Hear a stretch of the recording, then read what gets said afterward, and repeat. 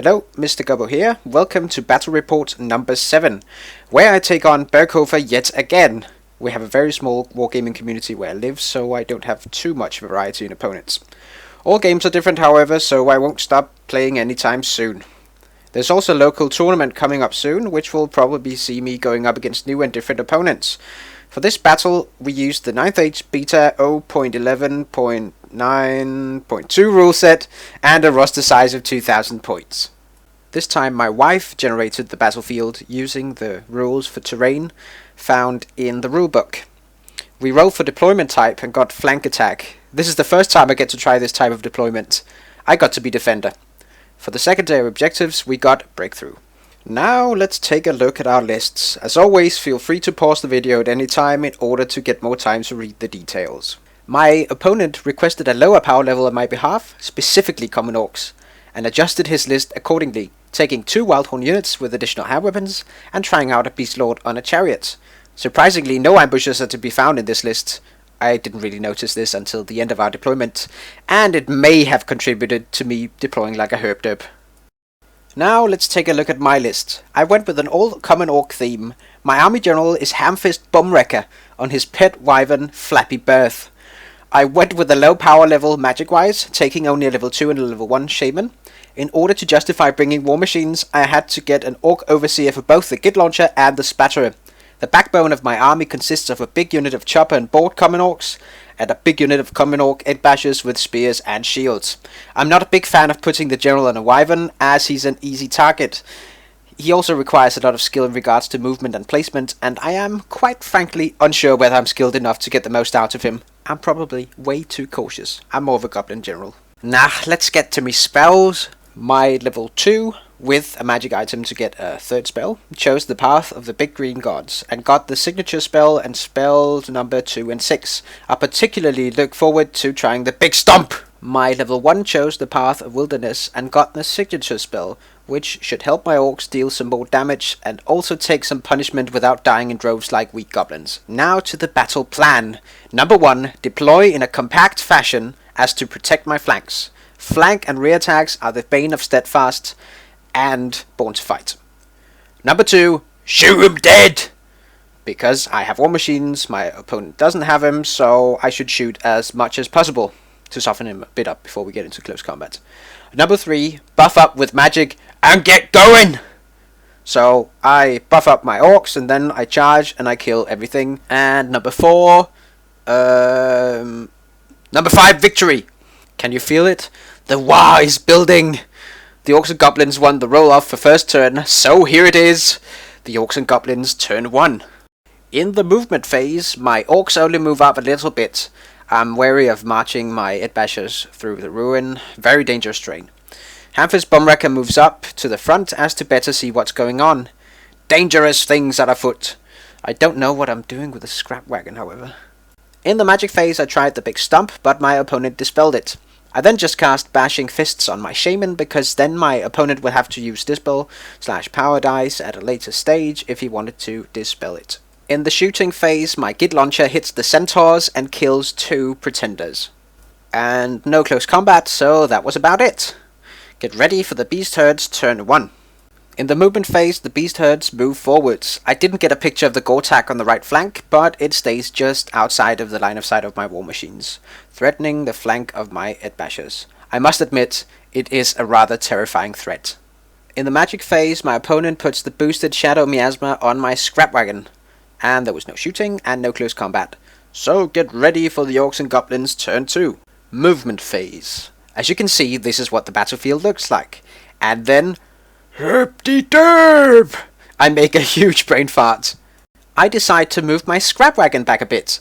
I roll a bit above average, which is not what I wanted, but I forget that I had -3 movement, so my roll was in reality perfect, as it still allowed my Edbashers room to get fully out of the ruin, but instead I re-roll. And I rolled really high. I don't fail my dangerous terrain tests, however, but it is not good. This is potentially game-changingly bad. Life is hard when you have a troll brain. The rest of my army remains generally stationary as to get more time to shoot.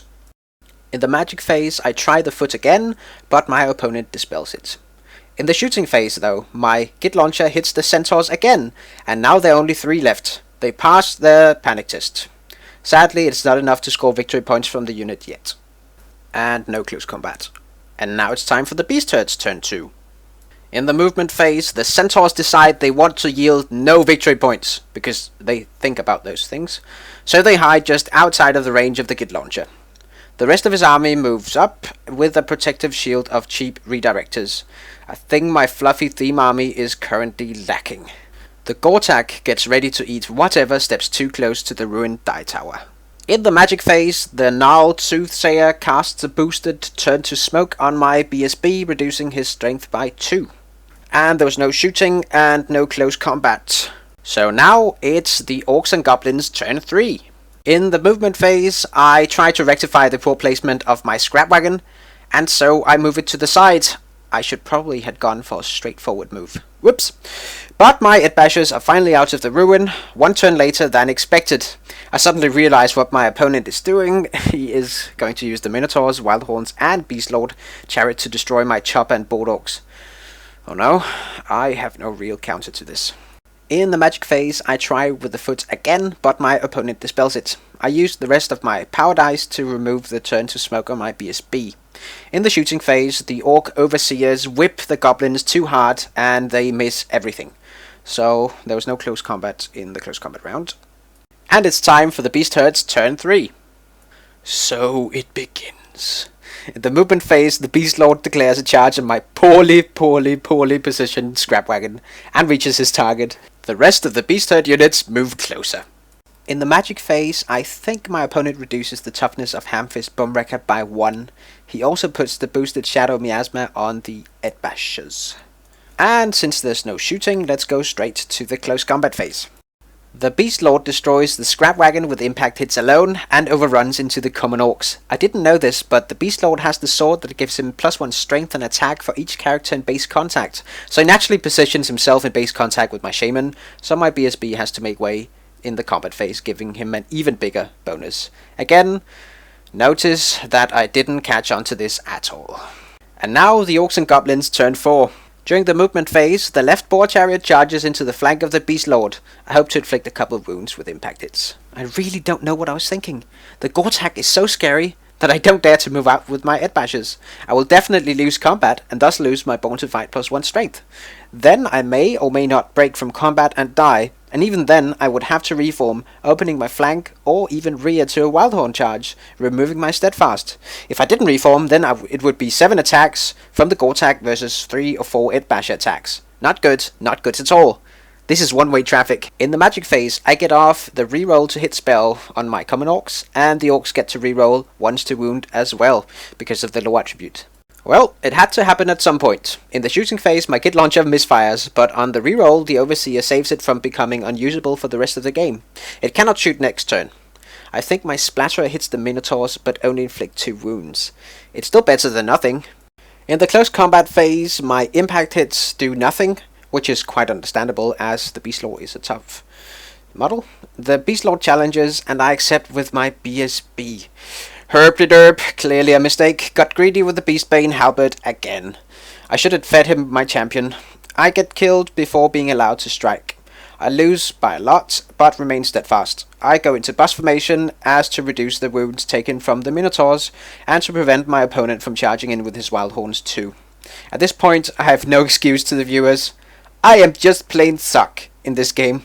How can a Gobbo brain fart so much? Well, my opponent is a very tactically adept player, and he capitalizes on my fears, and certainly my mistakes. It's time for beating the Beast Herd's turn 4. Movement phase. Of course, the Minotaurs charge into the flank of the left boar chariot. The rest of my opponent's units move forwards. But here he does something brilliant. He makes it impossible for my Edbashers to reach his Soothsayer bunker. He has now effectively chaffed up my strongest unit, and I can't really do anything about it. In the magic phase, he reduces the strength of Hamfist Bumwrecka by 3 and dispels my bashing fists.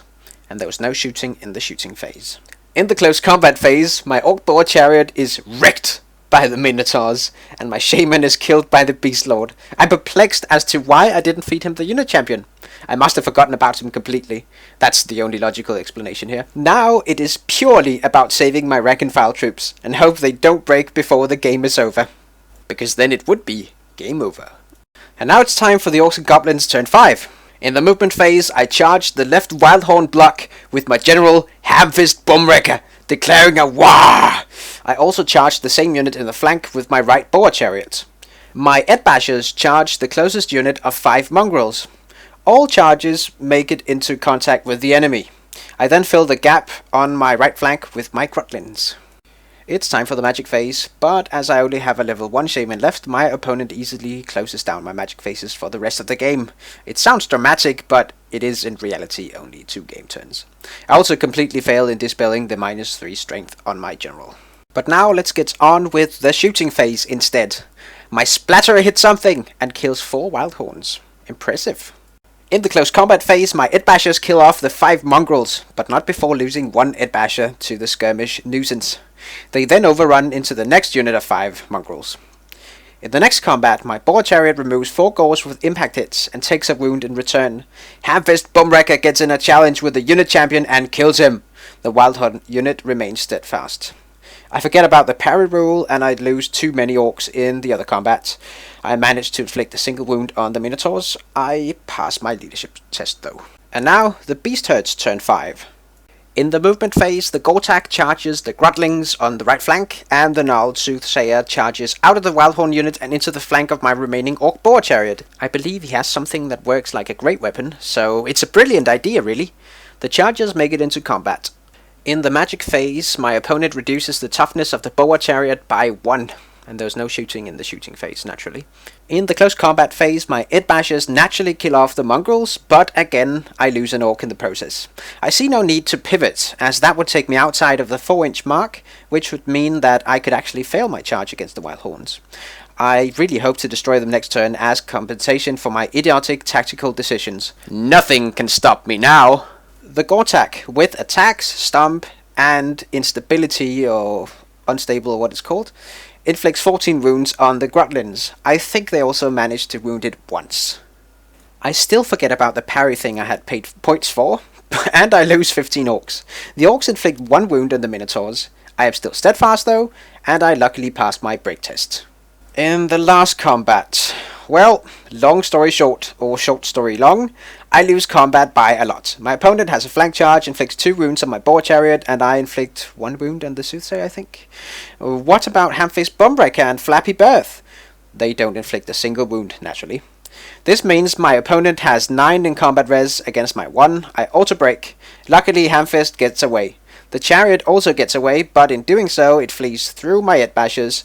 They fail their 3d6 cold-blooded panic tests and flee away from the closest enemy, rolling double 1s on their flee distance. What just happened? Oh, I miss my Feral Orc Edbashers. This ensures that I don't get to kill a single of my opponent's combat units, other than the 2 small mongrel skirmisher units. But before this turns into Mr.Gobbo's whiny gits, let's get on with the Orcs and Goblins turn 6. In the movement phase, Hamfist Bumwrecka luckily rallies, and thus I can use his leadership to help the Edbashers, who then also rally. The Boar Chariot also rallies. I can't move anything about, so that is all. Let's get on with magic! Well, no. In the shooting phase, my Splatterer misfires, and my Git Launcher misses. In the close combat phase, I may have remembered the parry rule since I lost only 12 orcs this time. I'm not sure, but the remaining 3 orcs can't be bothered to stay and fight, and they are pursued off the table by the Minotaurs. The Beast Lord pivots to be able to charge and kill Hamfist Bumwrecka in the next turn. Good, Beast Herds, good! Strike me down, and the power of the Warg side will be yours! Okay, let's get on with the Beast Herds turn 6, the last turn of the game. In the movement phase, the Boar Chariot is double charged by the Wildhorns and Gnarled Soothsayer. It decides to flee and it narrowly misses the table edge. Hamfist Bumwrecka is charged by the Wildhorns and Beast Lord, and he decides to flee. This allows him to find a new tribe to subjugate, preferably one with a larger variety of unit types. He escapes their charges, and thus he lives to fight another day. The Beast Lord narrowly misses the ruins, escaping potential calamity. And now magic. My opponent wisely saw no reason to risk the good health of his gnarled Soothsayer, and thus didn't cast a single spell. And there was obviously no shooting. In the close combat phase, the Grotlings are finally stopped flat by the Gotak. The unit of Grotlings was by far the bravest. And that's it. The end of the game. A crushing victory to the Beast Herds. I didn't really get any victory points out of this, so it's a confident 10-0 to the Beast Herds. Post-game evaluation? I really don't want to talk about it. I'm almost ashamed of displaying my tactical ineptitude publicly. Hamfist is Sadfist. If I had to evaluate my own performance, I would say it was rubbish. Thank you, what's his name? BSB, you're dead. Now please go away and let Mr.Gobbo talk. Okay, number 1, my opponent played really well. He chose the perfect matchups and outmaneuvered me. I was really afraid of the Gotak and I didn't have any tools to deal with it. It closed down my whole right flank. In retrospect, I should have used my Grotlings more aggressively, as they actually held for 3 rounds of combat with the beast. That would have bought me enough time to actually help the Forsaken Chopper and Shield Orcs in the other combat. I also felt lack of experience with flying generals. I didn't know what to do. At one point, I wanted to help my Common Orcs, but then realized I couldn't charge into the enemy because I was not in their flank, but I was in their forward arc, leaving me no room to get in base-to-base contact. I also really missed my Bow Goblins because I had no way to deal with his small chaff units. I still seem to think they were there, but they weren't. I want them back! This was a perfectly played game by my opponent, almost too easy for him, and a total failure on my part. But Hamfist is still alive, and that is what counts. Right, guys? Guys? I promise I will play better in my next report. This was a lone swallow. Next time, I'm bringing out an all-Gobbo close combat list. Yes, you heard it. A Gobbo army without war machines. But no more spoilers. Thank you for watching this battle report, and if you have any feedback, tactical or otherwise, I expect there to be a lot of corrections to the way I play, then leave a comment on my YouTube channel or on my 9th Age user blog. As you have probably noticed, I have joined the 9th Age content team, so I will try to put out a lot more content now. But enough talk, I should go. Mr. Gobbo out.